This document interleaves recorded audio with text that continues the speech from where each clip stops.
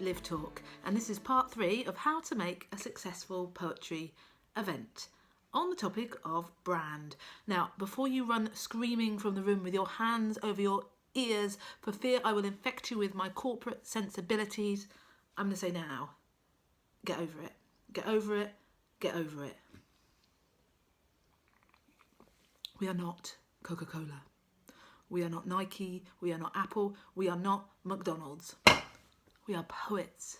We are poets, and it is our job as poets to spread love, to spread wonder, to entertain people, to provoke positive change, to make the world a better place in small and tiny and wonderful ways. And to do that, having a strong brand really helps. It helps to do good as well as the less good stuff. So, what is a brand? Well, first off, your name is a brand, your poetry name. Your poetry name is associated with your reputation, and the stronger your reputation, the stronger your brand, the more people are going to want to come and see you, the more people are going to want to come and book you, because to have your name on their poster is going to attract greater audiences. To be associated with you for their project or event is to give their event and project a bit of your reputation, a bit of your brand loyalty. So having a strong name and a strong brand is really important for your future career as a poet. And it goes the same for events. So the name of your poetry event, your poetry night, is your part of your brand. And that brand, the stronger it gets, it can grow to incorporate more than one poetry night or poetry projects. It will mean partners will want to work with you, funders will want to fund you, other poets will want to be associated with you. The stronger your brand, the stronger your reputation, the more successful you are and the more good you can do in the world. And I'm going to just drink from my Coca-Cola can. The more Coca-Cola you can afford. Okay, so how do you make a brand? How do you make a brand? Okay, first thing you do isn't design a logo. It isn't come up with a name for your event. The first thing you do is you sit down and you write a list of your aims. Your personal aims, but also the aims of your event. If you're working with several other poets or people, get together, make a big pot of tea, write down a list of the aims that you want to achieve. It could be that you want to create a platform for new voices. It could be that you want to provide the community with a new space to come and share their ideas. You might want to create a really exciting, slick night that attracts corporate funders or exciting sort of opportunities. You might want to challenge the boundaries of art and spoken word. You might want to provoke real change, bring attention to serious issues such as, social injustice and climate change. You might want to help people's mental health. You might want to build a scene where there isn't a scene. You might want to position yourself on the spoken word scene in a more significant way, which will bring further attributes and opportunities to yourself and the people you're working with. There are, again, many, many aims you could have, and all of them, or most of them, very valid. But choose 4 or 5 and make sure they're true to your heart and your head so that you can get behind. And these are the foundation for your project, for your event, for your career. These aims, they might change as you go along, but they should be the foundation. And if you find that a lot of the work you're doing doesn't fit those aims, that it doesn't really associate with why you started in the first place, perhaps you should stop doing what you're doing and rethink. So you've got your aims. Once you've got your aims, you need to develop a personality for your brand, for your event. Now, that personality could incorporate a lot of different kind of values. So what do you want your brand to be? In a previous vlog, we talked about audiences and what kind of audiences you think your event could attract.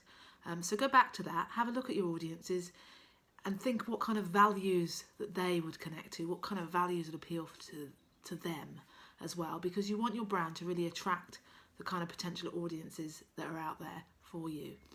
So you might write down, brainstorm these values, Do you want your brand to be youthful, or do you want it to be slick? Do you want it to be cool? Do you want it to be welcoming and accessible, or offbeat, or edgy? Do you want it to be confrontational, politically astute? Do you want it to be literary, or award-winning, heartwarming, professional, eccentric, quirky, funny, serious, self-righteous, vital, important, tender, digital, inventive, lo-fi, full of integrity, lacking integrity, sexy, riotous, artful, mayhem-inducing, a call to arms, whatever.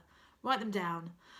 In the case of the Hip Yak Poetry Shack, we have our aims were ramshackle, quality, sardonic, accessible, inventive, cool, funny, creative and wonderful. Once you've got your values written down, they make up the personality of your event.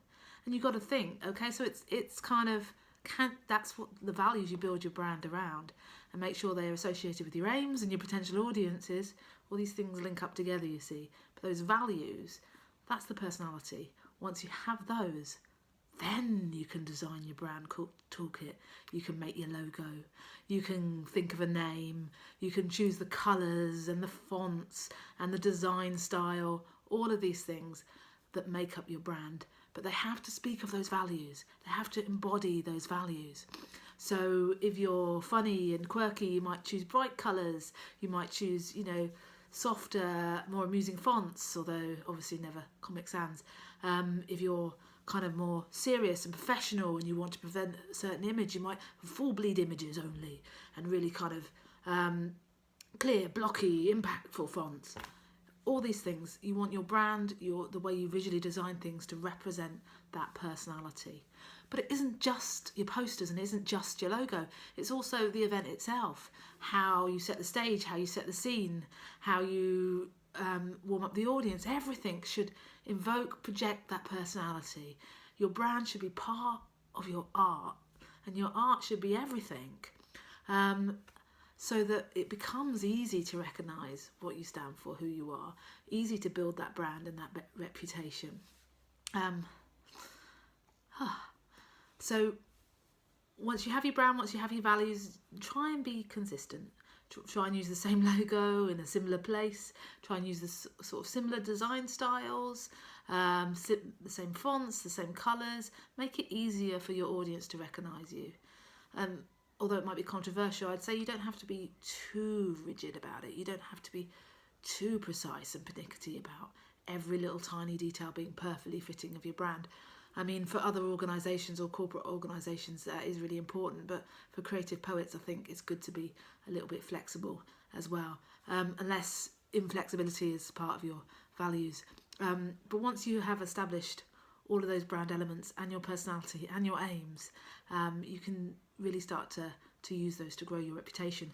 Some great examples of good, strong brands in the Southwest would be Milk and Raise the Bar, and the Wondermentalist Cabaret, and Blah Blah Blah, and Burning Eye, and Forked, and Tung Fu, although not strictly the Southwest, and the Hip Yak Poetry Shack. And all of these brands have grown to be more than just one thing, to be more than just a publishing organisation, to be more than just a one night of poetry, to be more than a cabaret.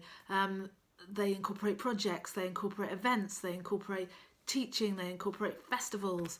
The brand has become so strong, they can do more than one thing, and then they can grow, and they can grow their vision and have a better chance of making the world a better place, which hopefully is what we're all in it for. So use your brand for the power of good, and good luck.